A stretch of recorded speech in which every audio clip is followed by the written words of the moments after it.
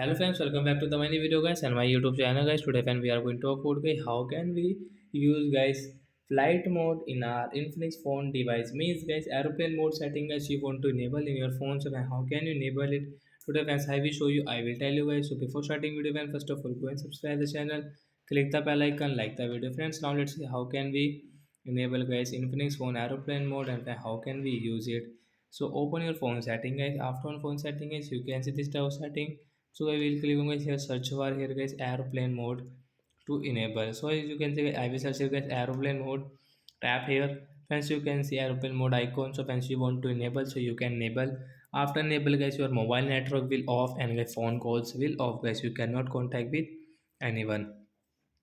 And friends we can use guys Wi-Fi. So we will on guys our phone Wi-Fi setting guys. After on guys you can connect any Wi-Fi network guys and you can operate your phone. So guys I will connect. You can see guys I have connected already guys. So guys I can use guys my Wi-Fi while flight mode is enabled.